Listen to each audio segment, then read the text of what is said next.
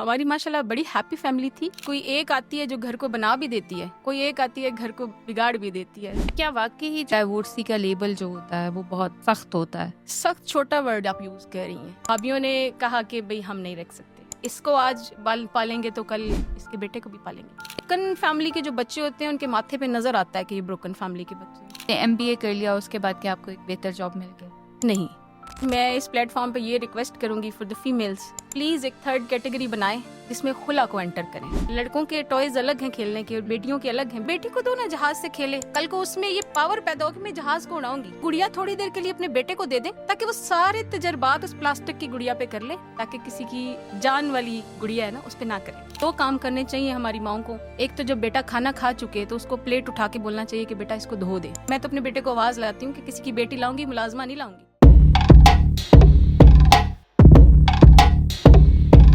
अस्सलाम वालेकुम everyone, welcome to the platform of the truth international. मैं हूँ राबिया अली। आज हम बात करेंगे वुमेन एम्पावरमेंट की। लास्ट एपिसोड में हमने बात की थी कि जिस माशरे का हम हिस्सा हैं, हमें फेमिनिज्म की ज़रूरत नहीं है, हमें अपनी औरतों को एम्पावर करने की ज़रूरत है थ्रू एजुकेशन। और आज मेरे साथ एक ऐसी ही खातून मौजूद हैं जिन्होंने अपनी स्टोरी को रीराइट किया है, एजुकेशन के थ्रू अपने आप को शनाख्त दिलवाई है, एक ऐसे माशरे से लड़ाई की है जहाँ पे डाइवोर्सी होना एक टैबू है, जहाँ पे वो एज ए सिंगल मॉम दोबारा से खड़ी हुई, तालीम हासिल की। सिर्फ ये नहीं कि उन्होंने तालीम हासिल की, उन्होंने 9 डिग्रीज अपने नाम की हैं और 8 डिप्लोमास उनके नाम हैं। पाकिस्तान बुक्स ऑफ रिकॉर्ड का उनके पास नेशनल टाइटल है। आइए उनसे बात करते हैं, जानते हैं उनकी स्टोरी उन्हीं के मुंह से। कैसी हैं सालिहा? अल्हम्दुलिल्लाह मैं ठीक हूँ, आप कैसी हैं? अल्लाह का शुक्र। सालिहा, इतनी छोटी उम्र में आपकी शादी हो गई, आप आई थिंक 17 की थी आप मुझे बता रही। जी जी। और आप एक टॉक्सिक रिलेशनशिप में रहीं, आपकी फिर डाइवोर्स हो गई और ऑब्वियसली 17 इयर्स की एज में आप कुछ बहुत ज़्यादा चाहें भी तो पढ़े लिखे नहीं हो सकते। मैक्स बच्चियों ने FSC की होती है, BSc वो कर रही होती हैं। तो ये सारी करेज कैसे आई, डाइवोर्स कैसे हुई, किस तरह सोसाइटी से आपने मुकाबला किया, आज हम इन सब चीज़ों पे बात करेंगे। बट आई वुड लाइक कि आप शुरू करें अपनी कहानी अपने ही अंदाज में, अपने तरीके से। सबसे पहले तो आपको थैंक यू बोलूंगी कि आपने मुझे खलीलुर रहमान की बेटी के नाम से बुलाया, और ये सुनकर मुझे एक अजीब सी खुशी तारी होती है मुझ पे कि मेरे बाप का नाम बोला जाता है। Right. और दूसरी बात ये कि अब स्टोरी की बात करते हैं तो मेरे लाइफ के चैलेंजेस जो हैं मेरी 5th ग्रेड से ही स्टार्ट हो गए थे। ओके। और जब आपको लाइफ चैलेंज देती है तो वो आपको लाइफ का स्टार्ट बता देता है कि आगे जिंदगी किधर जाने वाली है। तो मुझे 5th ग्रेड से ही पता चल गया था कि ये लाइन मेरी जो है वो चैलेंज और सेक्रीफाइस मांग रही है और हार्ड वर्क मांग रही है। तो 5th क्लास में तो बच्चा बहुत छोटा होता है, ऐसा क्या चैलेंज था जिसे आप चैलेंज कहती हैं? चैलेंज मुझसे ज़्यादा मेरे डैड को फेस करने पड़ते थे, क्योंकि मैं एक ऐसी फैमिली में बिलोंग करती थी कि जहाँ बच्चियों के लिए पढ़ना या उनको बाहर लेके जाना, उनको बहुत सारे सवाल के जवाब देने पड़ते थे, अपनी फैमिली को, अपने रिलेटिव्स को। यार सोसाइटी को, सड़क के लोगों को तो परवाह नहीं होती है, उनको अपनी फैमिली में बहुत सारी चीज़ों के लिए आंसरेबल होना पड़ता था। राइट। और शायद मेरे से ज़्यादा चैलेंजेस मेरे डैड फेस कर रहे थे। और मुझे खुशी है इस बात की कि हर चैलेंज को उन्होंने पीक पे जाके सफ़र किया है। कि लाइक जब लोगों ने बोला कि बेटी बाहर क्यों भेजते हो, तो मेरे डैड ने मुझे उस एज में बाइक और गाड़ी दोनों चलाना सिखाई। और जब उनको तरह तरह के टाइटल्स उनको दिए जाने लग गए, मैंने आज जो मेरे बाप के लिए टाइटल चूज़ किया वो खलीलुर रहमान की बेटी का चूज़ किया। और मेरे फादर को सोसाइटी ने तरह तरह के टाइटल दिए थे कि बेटी को फ्रंट सीट पे बिठा देता है, ड्राइविंग करवाता है, लोगों के लिए शो पीस बना देता है। ठीक है, बेटी को जरूरत ही क्या है पढ़ाने की? घर बिठाओ, कुकिंग सिखाओ, सिलाई कढ़ाई सिखाओ, ये क्या करेगी, इसने क्या कर रहा है। ठीक, तो उस प्रेशर में आपकी शादी हुई अर्ली एज में? नहीं, प्रेशर, मेरे फादर तो माशाल्लाह बहुत स्ट्रॉन्ग और एक सही इंसान थे, और मैं फरिश्ता सिफ्त इंसान बोलूँ तो बहुत अच्छी बात। तो चैलेंजेस तो वो घबराए नहीं कभी चैलेंज से। हाँ, जब हमारा जो घर की सिचुएशन थी वो इस तरह से स्प्लिट हो गई थी कि हमारे घर में 2 पार्टीज बन गई थी, बेटे और बेटियों की। तो वो बाप के लिए, मेरे फादर के लिए एक ऐसा अलमिया था कि जहाँ उनके दायरे तंग होते गए और आखिरकार उन्होंने मेरे लिए एक सेफ एनवायरनमेंट सोचा कि बेटी को कम एज में ही शादी कर देता हूँ, एटलीस्ट जो है कि वो सरवाइव कर जाएगी। तो क्या आप अकेली बहन थी? क्यों बेटा और बेटी के 2 दायरे हमारे माशरे में यकीनन बन जाते हैं, बहुत सारी फैमिलीज में बन जाते हैं, लेकिन आपके घर में रीज़न क्या थी 2 दायरे बनने? हमने बुक्स में पढ़ा, बड़ों से भी सुना कि कोई एक आती है जो घर को बना भी देती है, कोई एक आती है घर को बिगाड़ भी देती है। तो हमारी माशाल्लाह बड़ी हैप्पी फैमिली थी। अब्बू ने सारी लाइफ बाहर गुजारी, अब्रॉड में थे, कुवैत में थे, नेशनल कंपनी में थे और माशाल्लाह इंजीनियर भी थे। और बेटा भी कुवैत में सेटल था, उनका बड़ा बेटा।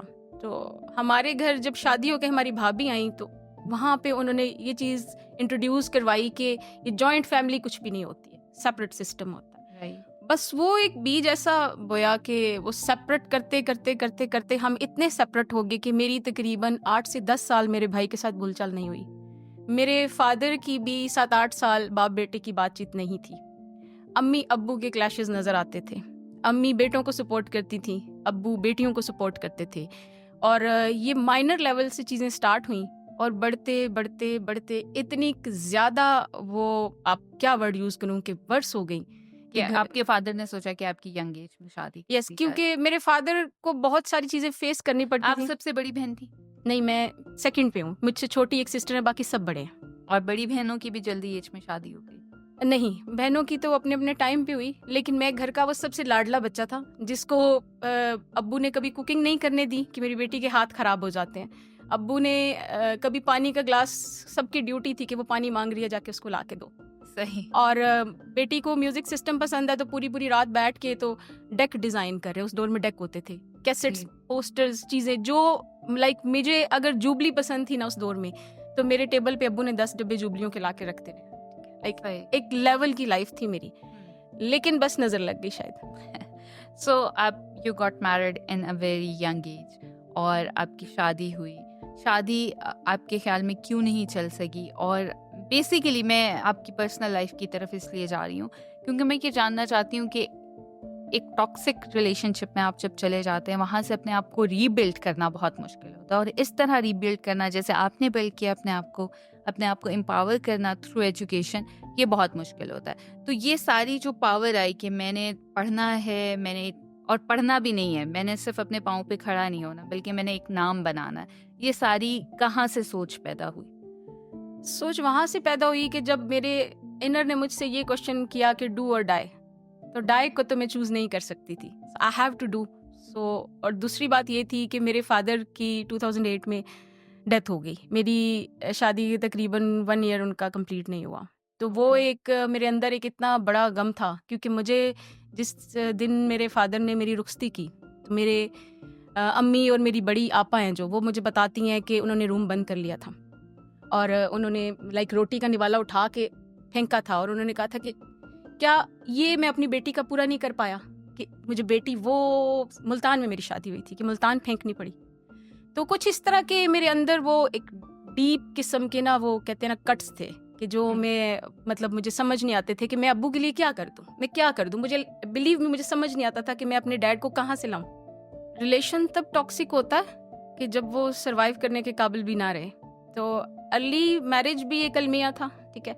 और उसके बाद कुछ हमें मिसगाइड भी किया गया, हमसे झूठ भी बोले गए कि लड़का ऑफिसर है, ये है वो है, कुछ वो भी चीज़ें ओपन हुई। कुछ फादर जो है वो इस सदमे को बर्दाश्त ना कर पाए कि मेरी सबसे लाडली बच्ची के साथ फ्रॉड हो गया, तो वो तकरीबन 6 माह जिंदा रह पाए, उनकी डेथ हो गई। तो ये सारी मोटिवेशंस थी मेरे लिए कि मैं कोई ऐसा प्लेटफॉर्म जिस पे मैं अपने आप को मनवा सकूं, अपने बाप की स्ट्रगल को मनवा सकूं। तो वो मेरे लिए एकेडमिक्स थे, स्टडीज़ थी। और कुछ जब इस माशरे में उस यंग एज में मैं जॉब के लिए निकली हूँ, क्योंकि आसान लफ्ज़ों में घर में जगह नहीं रही थी मेरी, ठीक है। जब मैं जॉब्स के लिए निकली हूँ तो सबसे पहले मैं गाउन करती थी उस टाइम पे, राइट। तो मुझे सबसे पहले जो जॉब्स के लिए कहा गया कि गाउन्स वालियों के लिए तो जॉब नहीं, ठीक है। और इस तरह की कुछ बातें।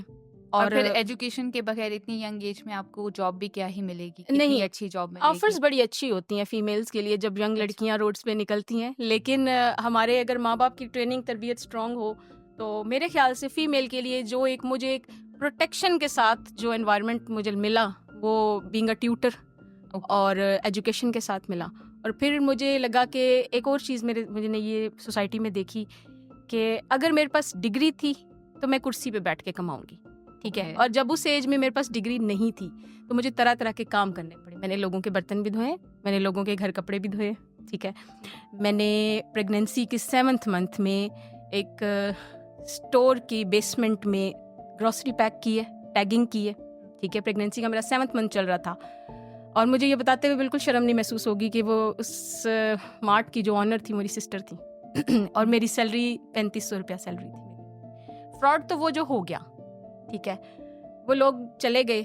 जो शादी में सामान आया था वो खुली बात कि वो रेंट का था, ठीक है, जेवर नकली था, ठीक है। बाप को सदमा बर्दाश्त नहीं करने की वजह से बाप की डेथ हो गई। भाभीयों ने कहा कि भाई हम नहीं रख सकते, हमारे पास जगह नहीं, तो इसको आज पालेंगे तो कल इसके बेटे को भी पालेंगे। तो फिर मैंने मदर से इजाज़त मांगी, मैंने कहा अम्मी इजाज़त दे दे। वो मेरी मदर चुप पैनिक हो गई थी कि कैसे होगा नहीं, 7वां माह लगा हुआ है, तुम्हें किधर जाना है? मैंने कहा कि अम्मी मैं खलीलुर रहमान की बेटी। उस वक्त मेरे मुंह से पहली दफ़ा ये लफ्ज़ निकला था, अम्मी मैं खलीलुर रहमान की बेटी, और मैं आपकी बेटी नहीं हूँ, मैं आपका बेटा हूँ। तो मैंने उस वक्त घर छोड़ा था और अफसोस की बात तो नहीं है, ये ज़िंदगी का चैलेंज था कि मैं एम्प्टी हैंडेड बाहर निकली थी, ठीक है। और मेरी लाइफ में वो भी सफ़र आया है कि जब मेरे घर के मीटर भी कटे रहे हैं 3-3 महीने, ठीक है, और प्रेगनेंसी को हैंडल करना और मेडिकेशंस करना अपनी पूरी करना और साथ में जॉब्स के लिए जगह जगह जाना, ये भी चैलेंजेस थे। और प्लस उसके साथ जो सबसे बड़ी बात थी कि मैंने MBA जो कंप्लीट किया, मेरा MBA का जो लास्ट एग्ज़ाम है वो 21 अप्रैल को है और 24 अप्रैल को मेरा बेटा पैदा हुआ है। ज़बरदस्त। ये होती है एम्पावर करना अपने आप को, इसे हम कहते हैं एम्पावर करना। सो जब डिग्री हाथ में आ गई, लेकिन साथ ही एक छोटा सा बेबी, और एक छोटे बेबी की बहुत बड़ी रिस्पॉन्सिबिलिटी होती है। उसकी फीड भी माँ पर डिपेंडेंट होती है, उसका डायपर भी माँ पर डिपेंडेंट होता है, उसकी सेहत, इमोशनल, फिजिकल, हर तरह की माँ पर डिपेंडेंट होती है। अब एक बच्चे के साथ आप as a single mom society में आपने अपना बोझ भी उठाना था, उसका बोझ भी उठाना था, कैसे लेके चलनी सारी चीज़ों? बस अपने फादर को सोचती थी, अपनी माँ को सोचती थी कि जिस माँ को वहाँ छोड़ आई हूँ वहाँ से उस माँ को भी तो निकालना है। मैं तो निकल आई हूँ, छोटी बहन थी उसको भी तो वहाँ से निकालना है। जिस जगह से मैं खुद निकल आई हूँ तो वहाँ अम्मी और छोटी सिस्टर को भी निकालना था। बस वो कुछ मोटिवेशन जो होती है कि आपको गॉड गिफ्टेड भी होती है, ठीक है। आप अल्लाह ताला के साथ फ्रेंडशिप कर लें तो चीज़ें जो हैं वो बड़ी अच्छी चलती हैं आपके साथ। आपने MBA कर लिया, उसके बाद क्या आपको एक बेहतर जॉब मिल गई? नहीं, MBA के बाद भी मुझे कोई जॉब नहीं मिली। हाँ, ये जॉब मिली थी एज ए रिसेप्शनिस्ट, काम मिल गया था, 6-7 हज़ार पे वो मिल जाता था मुझे। और लेकिन नहीं, वो अंदर एक ऐसी चीज़ थी ना, मेरे अंदर ये डेवलप हो गया था कि मुझे ये पेपर, जिसको पीस ऑफ बोलते हैं आप, डिग्री बोलते हैं, ये मुझे खाना देगा। ओके। मुझे मेरे रिलेशंस खाना नहीं देंगे, मुझे मेरे बहन भाई खाना नहीं देंगे, पेरेंट्स दुनिया से चले गए, मुझे सोसाइटी खाना नहीं देगी, मेरे बेटे के लिए वो लैक्टोजन लाइक वो है वो मिल्क, हाँ मिल्क, वो नहीं देगी, सोसाइटी नहीं देगी, शायद ये डिग्री मुझे दे देगी। वो एक पैशन था मेरा उसके पीछे। राइट। उस पैशन को आपने फॉलो किया, डिग्रीज ली। इस वक्त आप 9 डिग्रीज हैं आपके पास। जी जी। और आप अभी जो है टू बी कंटिन्यूड है। बिल्कुल ऐसे ही है। अभी आप PhD कर रही हैं। जी, मैं PhD के 2nd सेमेस्टर में हूँ और कुछ मेरा ये भी शौक होता है कि मेरे से ज़्यादा मार्क्स किसी के क्लास में ना आए। ओके, चलो गुड। अच्छा, अब आपकी बेटी की क्या एज है? बेटा माशाल्लाह अब 3 माह बाद 16 साल का हो जाएगा। Okay, right. अच्छा, ये जो 16 साल की जर्नी थी, इसके अंदर डाइवोर्सी का टैबू होना, सिंगल मॉम का टैबू होना, इसको कैसे डील किया आपने? सबसे पहले तो मैं इस प्लेटफॉर्म पे ये रिक्वेस्ट करूँगी फॉर द फीमेल्स कि प्लीज़ एक 3rd कैटेगरी बनाएं जिसमें खुला को एंटर करें। क्योंकि बीइंग अ गर्ल जब हमें कहा जाता है डाइवोर्स्ड, ठीक है, तो वो एक अलग सा टाइटल है जिसके अलग सी डिमांड्स हैं, अलग से चैलेंजेस हैं। तो थोड़ी सी कवरेज मिल जाती है अगर हम इस सोसाइटी को बोल दें कि हमने खुला ली है, तो शायद थोड़ी सोसाइटी जो अपने दिल नरम कर लेती है। तो ये कैटेगरी बनाए प्लीज। नहीं, ये तो आपका बहुत अच्छा मैसेज है कि एक और कैटेगरी भी होनी चाहिए जहाँ पे खुला मेंशन्ड हो। लेकिन क्या वाकई ही जो हम कहते हैं कि डाइवोर्सी का लेबल जो होता है वो बहुत सख्त होता है एक औरत के साथ, ऐसा ही है? सख्त छोटा वर्ड आप यूज कर रही हैं, ये दर्दनाक एक लफ्ज है और इसकी इतनी बड़ी कीमत लोग मांगते हैं ना कि मेरे पास फख्रे पाकिस्तान का टाइटल है, नेशनल रिकॉर्ड होल्डर का टाइटल है, I am the only female with highest number of degrees and diplomas. इन सब का वेट मिल के बिना वो डाइवोर्स्ड सिंगल पेरेंट इन चीज़ों को बराबर नहीं कर पाया। अभी तक नहीं कर पाया? नहीं, अभी तक नहीं कर पाया। क्यों नहीं कर पाया?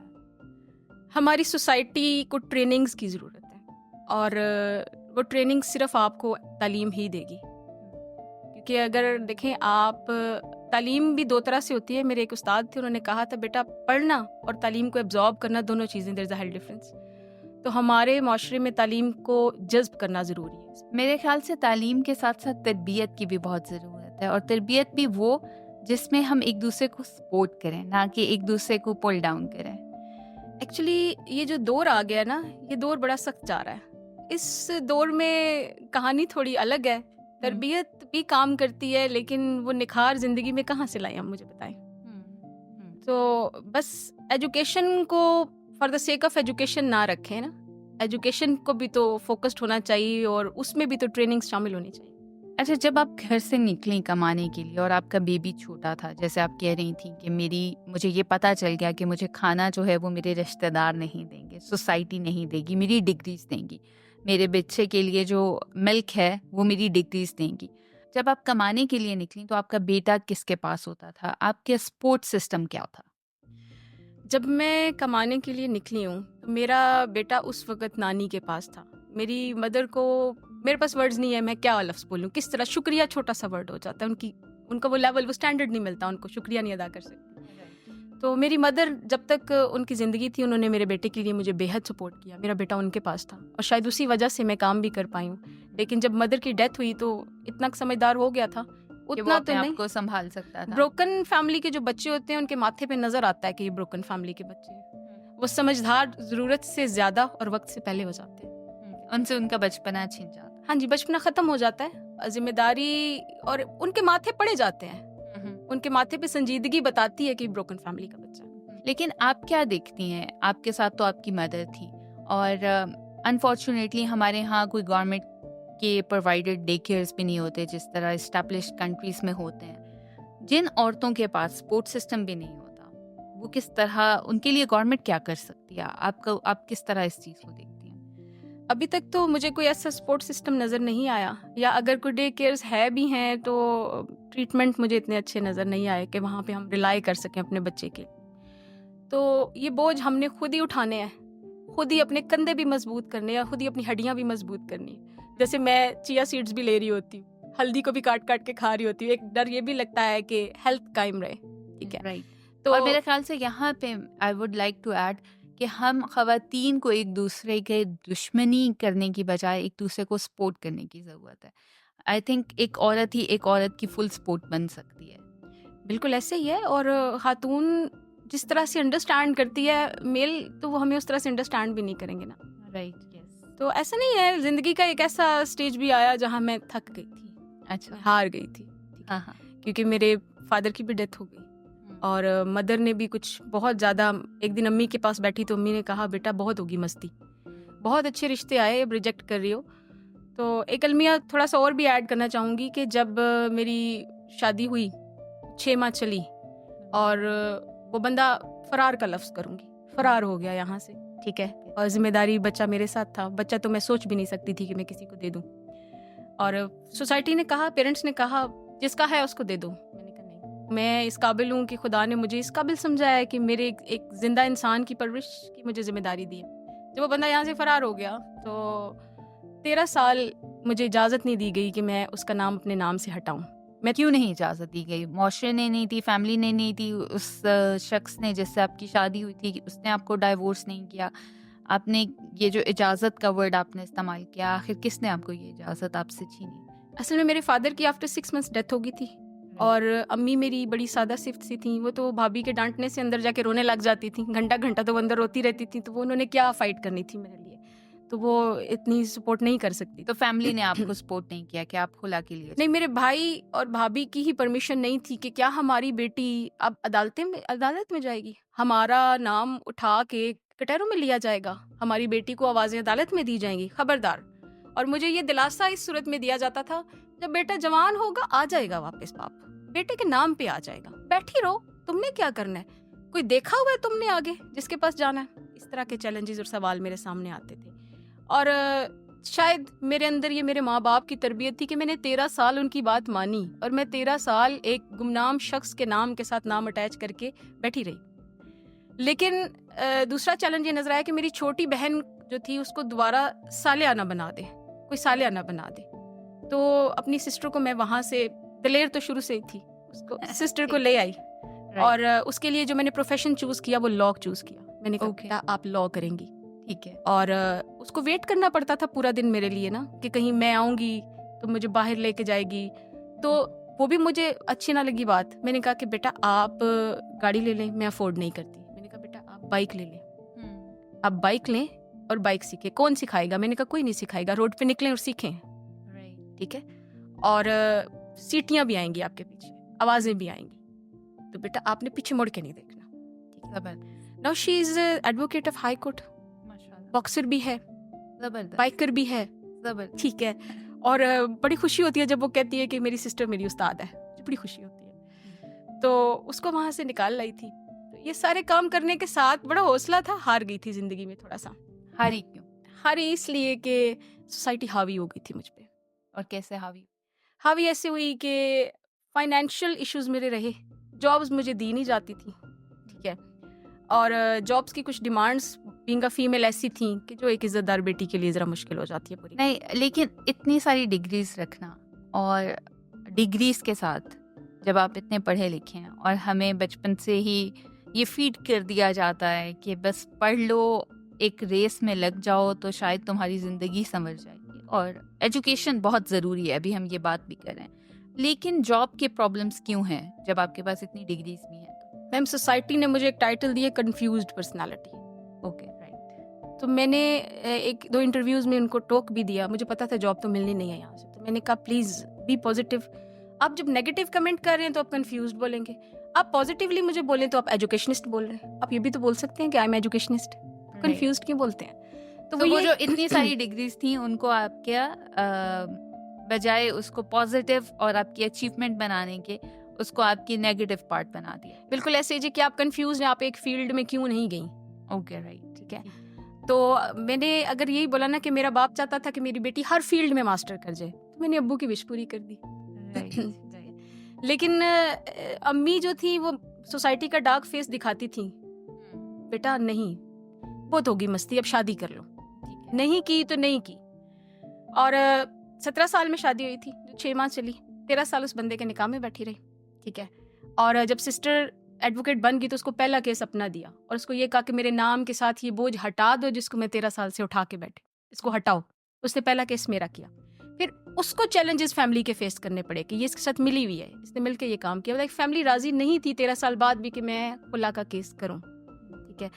और फिर अम्मी जो थी उन्होंने कोशिश की, लड़ाई झगड़े अगेंस्ट चीज़ें थी उनको फेस किया और इस मुद्दे पे आ गई कि आप बेटा दोबारा शादी करें। Okay, second marriage.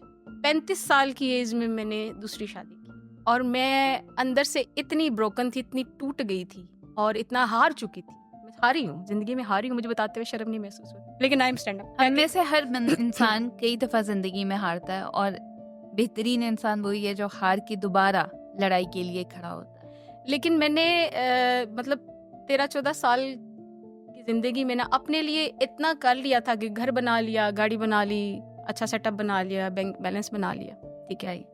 और लेकिन अफसोस का अलमिया ये है कि आपकी सारी बिल्डिंग जब बन जाती है ना तो कोई एक ऐसा आता है कि उसको एक किक से गिरा देता है।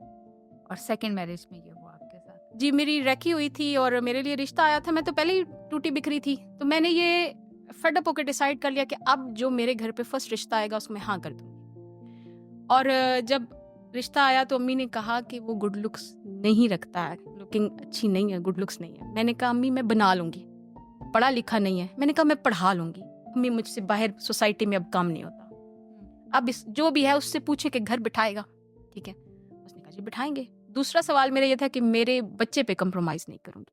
उसने कहा नहीं जी, बेटा एक्सेप्ट करेंगे। जी, ये 2 चीजें थी मेरी। लेकिन वो प्रोफेशनल था माशाल्लाह से, ठीक है। और प्रोफेशनल इन द सेंस मैं उसका 5th विक्टिम थी। 4 खातून ऐसी हैं जिनको वो स्पॉइल कर चुका था, कुछ भाग गई, कुछ डैमेज हुई, कुछ पता नहीं कहाँ है। एक आधी से तो मेरी भी मुलाकात हुई जब, ठीक है। ये हमारी गलती बोलें कि हमने, या शराफत बोलें, नहीं, इसको मैं कहूँगी कि हम ख़वातीन को और हमारी देसी फैमिलीज़ को इस तरह से हम पे पता नहीं कौन से ऐसे बोझ होते हैं कि हम जब हमें सही डिसीजन लेना होता है लॉजिकली सोच समझ के, उस वक्त हम अपनी ज़िंदगी के इमोशनल डिसीजंस लेते हैं। जब हमें हर चीज़ की रेकी करनी होती है, जब हमें जान पहचान करनी होती है, जब हमें जानना होता है और टाइम लेना होता है, तभी हम जल्दबाजी करते हैं। ये सिर्फ आपके साथ नहीं है, यूजुअली हमारे यहाँ यही प्रैक्टिस होती है। शायद हम इतने हार चुके होते हैं, हम उस वक्त इतने थके हुए होते हैं कि हम एक रैपिड डिसीजन ले लेते हैं, एक इमोशनल डिसीजन ले लेते हैं, एंड उस वक्त पर जब हमें लॉजिकल डिसीजन लेने चाहिए। इसे हम शराफत नहीं कहेंगे, इसे हम कहेंगे नाइवनेस, हमारा भोलापन। बस जो भी टाइटल दे दे जिससे दिल को थोड़ा सुकून आ जाए, जिनको तसल्ली मिल जाए, खुद को सेटिस्फाई भी तो करना है हमने। बिल्कुल। तो बात ये है कि उस बंदे ने मेरी गाड़ी, मेरा घर, मेरा बैंक बैलेंस, वो सब कुछ, 8 माह वो मेरी सेकंड मैरिज रही और उसने कुछ भी नहीं छोड़ा मेरे पास। लेकिन आप इतनी मजबूत खातून, इतनी आपने जंग लड़ी सोसाइटी से, अपने लिए इतना कुछ बनाया, अपनी बहन को अपने पाँवों पे खड़ा किया, माँ को स्ट्रॉन्ग किया, बेटे को पाला, बेटे को मजबूत इंसान बनाने की कोशिश करी है। आपने ये परमिशन दी कैसे? आपने अपनी जायदाद, अपनी चीजें उसके नाम क्यों की? आपने ये परमिशन उसे कैसे दी? नहीं, परमिशन नहीं दी। उसको एक बात समझ आ गई थी कि ये लड़की स्ट्रॉन्ग है, किसी सूरत ना धोखे में आ रही है, ना बातचीत में आ रही है, असलियत मेरी इसको खुल गई है, पिछली स्टोरीज मेरी इसके सामने आ गई हैं। उसने कहा इसको मारो, इसको तोड़ने का सिर्फ एक तरीका है कि इसको डैमेज करो। और 8 माह कोई औरत किसी मर्द की मार नहीं बर्दाश्त कर सकती। 8 माह मेरी ये नाक की हड्डी तोड़ दी थी उसने, ठीक है। और नील नजर आते थे, मेरे चेहरे पे भी नील नजर आते थे। और शायद माँ को सिर्फ अभी इतना पता चला था, डेथ बेड पे उनकी एक ही आवाज थी कि 14-15 साल बाद मेरी बेटी फिर उजड़ गई। अब मतलब वो मैड हो गई थी, उनको समझ नहीं आता था कि मैं क्या करूं। और लेकिन आपने 8 साल क्यों बर्दाश्त किया? 8 माह थे, सॉरी 8 माह आपने क्यों बर्दाश्त? एक बंद फ्लैट में थी मैं, ठीक है। आवाज मैंने सबको दी, जिनको आप दोस्त कह सकते हैं, जिनको भाई कह सकते हैं, जिनको बहन कह सकते तो हैं। एडवोकेट भी बन चुकी थी आपकी बहन? एडवोकेट भी थी, सबको आवाज दी। लेकिन बस मुश्किल वक्त में इंसान ने खुद ही खड़ा होना होता है। बहुत कम चीजें आपके काम आती हैं। लेकिन मैंने सोच लिया था, बेटा, मैंने उसके बाप से कांटेक्ट कर लिया था, पिछले बाप से, मुझे जिंदगी का भरोसा नहीं है, बेटा आप वापस ले ले, ठीक है। तो मैं नहीं बचूंगी, मुझे पता था कि मेरी कंडीशन ऐसी होगी थी। इतनी मारें खाई? कोई औरत मर्द की मार नहीं बर्दाश्त कर सकती, ठीक है। और 8 माह में मुझे पकड़ के वॉशरूम लेके गया मेरा बेटा, मेरी ये हालत थी। और मुझे पता था, मुझे ये क्यों नहीं समझ आ रही कि आखिर आपने क्यों बर्दाश्त किया 8 माह? मेरा बेटा टारगेट करते थे ना। एक थप्पड़ मेरे बेटे ने खाया था, मुझे बेटे के लिए थ्रेट किया जाता था, उसको मार देंगे तो मैं उसकी कोई चीज नजर नहीं आएगी, ठीक है। मैं हर चीज पे खामोश होगी। मैंने कहा ले जाओ, गाड़ी भी ले जाओ, सब कुछ ले जाओ, ठीक है। लेकिन ना हमारे माशरे में एक और क्लास के मर्द हैं, माजरत के साथ, सब मर्दों के साथ मैं पहले माजरत करूंगी, जाहिर है सारी उंगलियां बराबर नहीं होती हैं, ठीक है। किसी को कोई स्पेसिफिक जनरल बात करूं, एक ऐसे मर्द भी हैं कि जिनको खातून को ग्रो करते देख के इनसिक्योरिटी होती है, या इनसिक्योर हैं, या उनको कोई जेलसी है, या उनकी कोई वीक पॉइंट्स हैं, कि वो पैनिक हो जाते हैं कि लड़की ग्रो कर रही है, लड़की प्यारी लग रही है, लड़की चल रही है, वो पैनिक हो जाते हैं और वो हर हद तक आपको डैमेज करने के लिए तैयार होते हैं। कुछ ऐसी टारगेट थी मैं भी, ठीक है। लेकिन आपको ये बता देती हूँ कैसे उठी कैसी हूँ। मेरा अगला सवाल यही था। मेरे घर में बात हो रही थी, नाम नहीं मेंशन करूंगी, मेरी क्लोज रिलेशन में थी, मेरे ददयाल फैमिली से थी। 2 खवातीन बात कर रही थी, तो उन्होंने एक बात की कि इसके बाप को समझाया था कि बेटी को इतना ना उड़ा हवा में, आइए ना जमीन पे, ठीक है। दूसरी साथ में बोली है कि अब नहीं उठती ये, बस खत्म, बहुत टाइम पीरियड इसने पीक का देख लिया। बस वो मेरे कान में बात पड़ी थी। मैंने कहा अब्बू का नाम नहीं लेना, मेरे अब्बू का कोई कसूर नहीं था, ठीक है। और पहला सदमा जो है, पहली शादी मेरे बाप को खा गई, दूसरी शादी मेरी माँ को खा गई, ठीक है। तो मेरे माँ बाप का नाम नहीं लेना, मैं फिर उठूंगी, मैं फिर खड़ी होंगी, ठीक है। और मैं 0 पे नहीं हूं, मैं माइनस पे हूं, मैं फिर बनाऊंगी। मुझे तकरीबन रिकवर हुए हुए अभी 1 साल हुआ है, ठीक है। और आपके सामने आई एम हैप्पी। आपकी सेकंड टाइम आपने खुला ली, आपको सेकंड टाइम भी क्या सोसाइटी से वही सारे फेजेस से गुजरना पड़ा कि खुला मत लो, डाइवोर्स मत लो, नाम मर्द का ना हटाओ, एक मर्द का नाम तो लगा हुआ है साथ, दोबारा से उन्हीं सब फेजेस से गुजरना पड़ा, या इस दफा आसान था? नहीं, सेकंड वाला कुछ बेवकूफ था, एक गलती कर गया था उसने। लास्ट जो मुझे पब्लिकली मारा था ना, ठीक है, जनाब पार्क में मार खाई थी, कोई बंदा आगे नहीं हुआ, वो दूर से आवाज लगा देता मियाँ बीवी का मसला है। एक तो ये भी बड़ा मामला है कि लड़की को मार रहा हो ना हस्बैंड, तो कोई आगे नहीं होता कि मियाँ बीवी का मामला है, आगे नहीं होना। तो वो गलती उसने कर दी थी कि मेरे एरिया में आके मुझे मारना शुरू कर दिया था। मेरा ये ब्लड निकल रहा था मुंह से और पब्लिक तो माशाल्लाह से वैसे भी दीवारों के साथ लग के तमाशे देखती है, जब फीमेल के साथ कोई प्रॉब्लम हो रही हो तो बहुत कम लोग आ गया। तो हेल्प के लिए कम आते हैं, तमाशा देखने के लिए, ये सब बात है। मेरा बेटा मेरा ब्लड देख के डर गया था, उसने 15 को कॉल कर दी थी। ओके, वहाँ चीजें 8 माह बाद एक्सपोज हो गई। शायद मैं होती तो पता नहीं उधर ही मार खा खा के फिर मैंने खत्म कर देना था। यहाँ पे मैं एक और थोड़ा सा सख्त सवाल है कि आपने एक बुरा एक्सपीरियंस छोटी उम्र में, नासमझी की उम्र में बर्दाश्त किया, एक दूसरा बुरा एक्सपीरियंस आपके साथ हो रहा था। जनरली यही एप्टीट्यूड है हमारे ख़वातीन का कि हमारे ऊपर जुल्म होता है तो हम जुल्म सहना पसंद करती हैं। कभी आपको क्यों नहीं ख्याल आया कि मैं 15 को कॉल करूं? कभी आपने क्यों नहीं स्टैंड लिया अपने लिए, शोर क्यों नहीं मचाया? हम गवर्नमेंट अदारों के पास क्यों नहीं जाते जब हमारे पे डोमेस्टिक वायलेंस होता है? आपके एक्सपीरियंस से मैं जनरल एक वो कॉन्सेप्ट लेना चाहती हूँ कि औरतें आखिर क्या डर होता है पीछे? देखिए, औरत जितनी भी स्ट्रांग हो जाए, आप औरत को एम्पावर कर दें, जितना भी आप उसको गाइड कर दें, ट्रेन कर दें, लेकिन आपकी सोसाइटी की जो छाप होती है ना, कल्चर की छाप होती है, वो आपके माइंड से नहीं निकल सकती। हम जितना मर्जी मॉडर्न हो जाए, पढ़ लिख जाएं, अब्रॉड के टूर्स कर आएं, लेकिन जो वो पाकिस्तानी सोसाइटी और कल्चर हमारे माइंड में बचपन से ही बिठाया जाता है ना कि आप बेटी हैं, आपका काम एक खामन को पालना, ठीक है, माजरत के साथ बिगड़े हुए बेटों को पालना, ठीक है, और बच्चे पैदा करना, और पढ़ाई शाई किसी काम नहीं आनी। ये वो बेसिक इंजेक्शंस हैं जो हमें बाय बर्थ लगाए जाते हैं। हम उनसे डेविएट तो बहुत सारा कर गए हैं। हमने लड़ना भी सीख लिया, घबराना भी नहीं है, बिल्कुल भी हमने सेटल कर ली हर चीज़।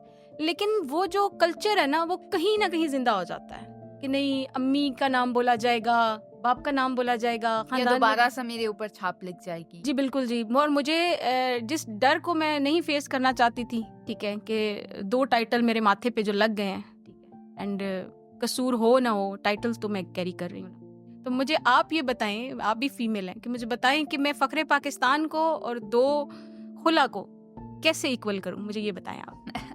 मेरे ख्याल से ये खुला का टाइटल जो है, ये कोई ऐसा काला टीका नहीं है आपके माथे पे जिसको आपको कैरी करने में प्रॉब्लम होना चाहिए। मैं सोसाइटी की उस जगह पे खड़ी हूँ जहाँ पे खुला हो, डाइवोर्स हो।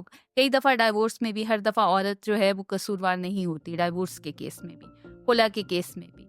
तो जब औरत कसूरवार नहीं है तो फिर वो उन टाइटल्स को मेरा ख्याल से कैरी करने में कोई प्रॉब्लम नहीं है। अगर प्राउडली आप खुद उन्हें कैरी करना शुरू करेंगी तो मेरा ख्याल है सोसाइटी भी शायद आपकी जनरेशन में एक्सेप्ट ना करे, लेकिन आपकी वजह से अगली आने वाली 1-2 जनरेशन्स में एक्सेप्ट करने लग जाए। बिल्कुल ऐसे ही है, लेकिन फ़िलहाल तो मैं इवनिंग की ट्यूटर हूँ, और मुझे ट्यूशन्स वाले जब मेरा इंट्रो लेते हैं तो मैं उनको बिल्कुल भी नहीं बताती हूँ कि मेरी डाइवोर्स हुई हुई है, क्योंकि उन्होंने मुझसे अपनी बेटी पढ़ाने होती है, और वो मुझसे पहले पूछते हैं कि हस्बैंड क्या करते हैं, हस्बैंड कहाँ होते हैं। तो थोड़ा सा हंसी भी मुझे आती है उस इंट्रो के बाद कि अगर मैं उनको बताती हूँ मेरा हस्बैंड दुबई में होता है, तो अगर हस्बैंड दुबई में है तो मैं डोर टू डोर ट्यूशन्स क्यों पढ़ा रही हूँ? फिर मैं अकेले बैठ के इस सवाल पे हंसने लग जाती तो इस पॉडकास्ट के बाद क्या होगा? आपने तो पब्लिक कर दिया, आपकी ट्यूशन्स ना चली जाए। असल में मुझे जो डैड थे ना मेरे, वो मुझे कहते थे कि ये मेरी बेटी जो है मेरा शेर पुत्र और मेरा जिन पुत्र है। अच्छा जी। बस वो मेरे अंदर वो लफ्ज़ आज ताज़ा करके मुझे आपके पास ले आया, और मैंने रियलिटी आपके सामने रख दी, and I am ready to face all the challenges. अब आगे जब जिंदगी में पाँव रख लिया इस तरह से तो मैं फेस करूँगी इंशाल्लाह। बिल्कुल, इंशाल्लाह ताला। आपने कहा कि आपका प्रोफेशन जो है वो ट्यूटर हैं आप, और प्राइवेट ट्यूशन्स लेती हैं। ट्यूटरशिप की क्या चैलेंजेस हैं? अगर बेयर ट्रूथ बताऊं तो बस जैसे उनके घर के सर्वेंट्स होते हैं वैसे ही हम हैं। अफसोसनाक बात यह है कि हमारे माशरे में टीचर की, उस्ताद को वो रिस्पेक्ट भी नहीं दी जाती, बशर्ते कि आप, हक है। जी बिल्कुल, आप किसी ऑफिस में बैठे हुए हैं, बीइंग अ प्रिंसिपल बैठे हैं, बीइंग एन एचओडी बैठे हैं, तो फिर तो आप वो एक अलग सेंस में हैं। आप अगर ट्यूटर हैं, आप टीचर हैं, और आप उनके डोर की जाके बेल दे रहे हैं, तो फिर वो उस लेवल पे आपको रिस्पेक्ट या रिगार्ड या वो चीज़ें नहीं दी जाती हैं। दूसरी बात और भी है कि टाइम पे सैलरीज नहीं पे होती हैं। फर्स्ट को उनको सैलरी पे करनी है, कोई 15 को दे रहा है, कोई 18 को दे रहा है, कोई 17 को दे रहा है। फाइनेंशियल वो भी हवाई रोजी वाली बात है कि आप उनके मूड्स डिसऑर्डर हुए तो कल ट्यूशन्स को ऑफ कर दिया, ठीक है, फिर हम फिर नए सिरे से, और यहाँ पे जो ट्यूशन्स प्रोवाइडर हैं 50% वो उसमें कमीशन रखते हैं, ठीक है। ये चैलेंजेस हैं। मॉर्निंग में मैं एज ए विजिटिंग जो है लेक्चर काम करती हूँ डिफरेंट यूनिवर्सिटीज़ में। अब उसका चैलेंज मैं आपको खुद ही बता देती हूँ कि 6 months नो पेमेंट्स, ठीक है। बस हम विजिटर हैं, हमने पूरा सेमेस्टर क्लोज करना है और उसमें से 20% गवर्नमेंट को टैक्स देना है। तो फिर हमारी वो जो 6 मंथ्स के बाद एक चेक आना है उसको हम कहाँ रखें। तो मैं मॉर्निंग बेसिकली इसलिए करती हूँ कि मैं अपने कैरियर को ग्रो करने कि मैं यूनिवर्सिटी में पढ़ा रही हूँ, ये मेरे कैरियर ग्रोथ है, और इवनिंग से मेरा घर चलता है। राइट। अभी आप जहाँ खड़ी हैं यहाँ से आगे अपना फ्यूचर क्या देखती हैं? स्ट्रगल जी, ओके। और किस तरह की स्ट्रगल? पॉजिटिव स्ट्रगल, और अल्लाह ताला से ही मांगती हूँ बस। इंसान कुछ नहीं दे सकते हैं। मैं अपने खुदा से दोस्ती करके बैठी हूँ और मेरा खुदा ही मुझे प्रोटेक्ट भी कर रहा है। ब्लेस्ड भी अल्लाह ताला ने ही मुझे किया हुआ है कि इतने सारे चैलेंजेस के बाद आज मुझे फ़ख्रे पाकिस्तान का टाइटल मिला है, तो ये मेरे रब का कमाल है और मेरे माँ बाप की दुआ है। और मेरा बाप मेरे अंदर से बोलता है, मेरी माँ मेरे अंदर से बोलती है। मुझे ऐसे फील होता है कि दोनों मेरे शोल्डर्स के साथ चलते हैं, मुझे प्रोटेक्ट करते हैं।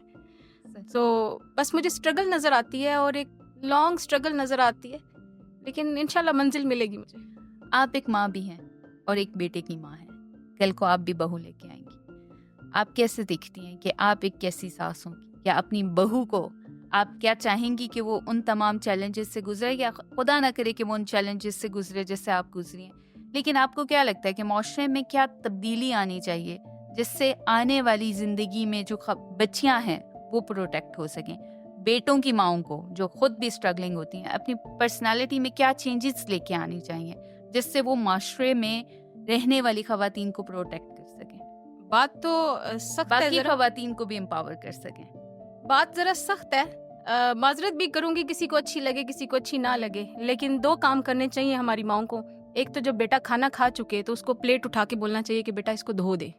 राइट। जो बाहर, और मैं तो अपने बेटे को आवाज़ लाती हूँ कि किसी की बेटी लाऊंगी, मुलाजमा नहीं लाऊंगी, इसको धोएं प्लीज़, ठीक है। और माँ भी सारा दिन ड्यूटी करके आई है तो उसको धो के रखें। और एक छोटी सी प्रैक्टिस करवानी चाहिए, एक डॉल से बच्चे को खेलने का कुछ वक्त दे देना चाहिए। हमारे यहाँ टैबू है ना कि लड़कों के टॉयज अलग हैं खेलने के और बेटियों के अलग हैं। बेटी को गुड़िया, मेकअप, ये चीजें देते हैं, बेटों को जहाज देते हैं, ठीक है।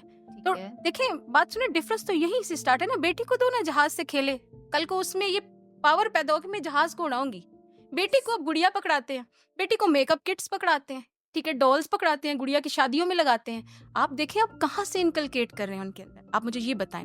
तो वो गुड़िया थोड़ी देर के लिए अपने बेटे को दे दें ताकि वो सारे तजर्बात उस प्लास्टिक की गुड़िया पे कर ले, ताकि किसी की जान वाली गुड़िया है ना उस पे ना करे। बेहतरीन बात की, बहुत खूबसूरत बात की।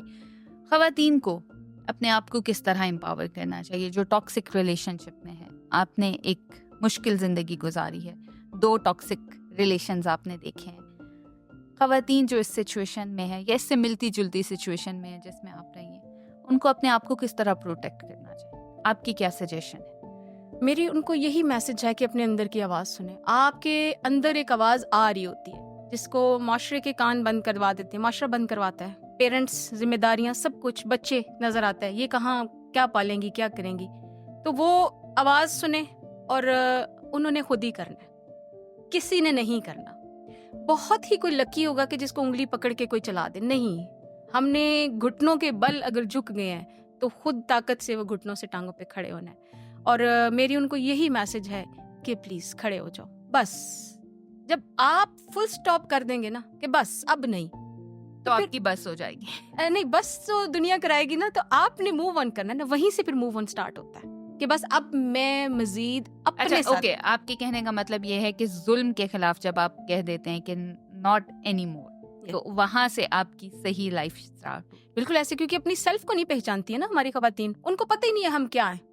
वो समझती हैं कि हम एक फ्री की सर्वेंट्स हैं, ठीक है, फ्री की आया हैं, फ्री की एंटरटेनर्स हैं। तो इसके हट के एक दफा ये सोचें कि हम क्या हैं। हम किसी की बेटी हैं, हम औरत हैं, ठीक है, हम जीता जागता इंसान है। सबसे पहले आप जीता जागता इंसान है, और जितना आपकी रूह और जिस्म पे लोगों का हक है उससे पहले आपका अपना हक है। खुद को पहचानेंगे तो चलेंगे ना। जब हम खुद को नहीं पहचानेंगे और सोए हुए चलते चले जाएंगे तो जिंदगी तो एंड हो जाएगी ना। थैंक यू सो मच सालिहा, आपकी स्टोरी जान के मुझे तो बहुत हिम्मत आई। आई एम श्योर कि हमारे देखने वालों को भी, जो खवातीन देख रही हैं, खुदा ना खास्ता कोई ऐसे टॉक्सिक रिलेशनशिप में है, कहीं स्ट्रगल कर रही हो, उन्हें यकीनन आपकी कहानी से हिम्मत मिली होगी। और मैं बहुत प्राउड हूँ आप पे कि आपने इतनी सारी डिग्रीज ली और आप अभी भी मजीद लड़ना चाहती हैं और थक के बैठना नहीं चाहती। Thank you so much everyone. Last episode में हम बात कर रहे थे वुमेन एम्पावरमेंट की। आज एक जीती जागती मिसाल, एक जीती जागती कहानी आपके सामने है, अपने आप को एजुकेट करने की, अपने आप को अपने पाँव पर खड़ा करने की। Please be kind towards the women जो अपने लिए खड़ा होना चाहती हैं, अपने लिए काम करना चाहती हैं, सिंगल मॉम्स हैं या डाइवोर्सी हैं, या इन्होंने जैसे कहा जिन्होंने खुला ली है। इसी मैसेज के साथ मैं आपको खुदा हाफिज़ कहूँगी। मिलते हैं दोबारा किसी ऐसी सेशन में। अल्लाह हाफिज़।